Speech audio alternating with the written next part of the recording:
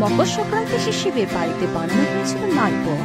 তেল মিষ্টি কম দিয়ে এরকম একটা পিঠে বানানোর রেসিপি আশা করছি আপনার ভালো লাগবে।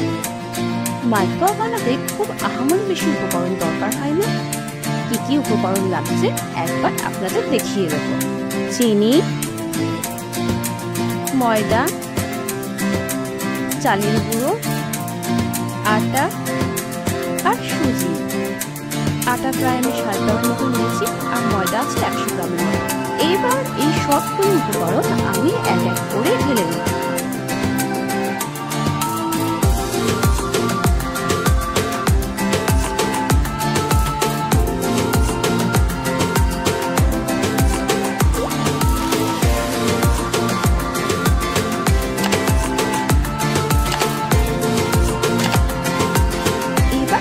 আমি যোগ করবো কিছুটা মৌরি আর সামান্য নুন।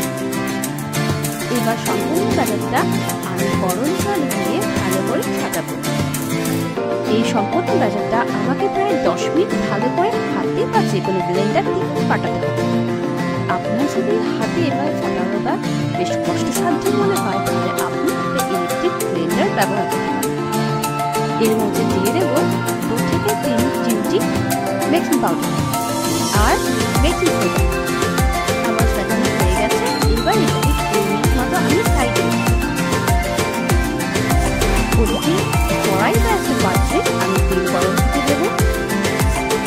তেল গরম হলে এবার একটা বড় বড় ঢাকা নিতে হবে যাতে প্রত্যেকটা মালপোয়ার সাইজ একই রকম হয়।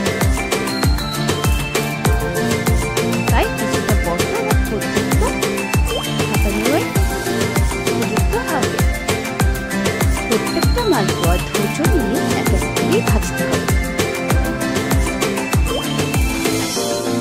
দেখুন আমার মালপোয়াগুলো কিরকম লুচির মতো ফুলছে।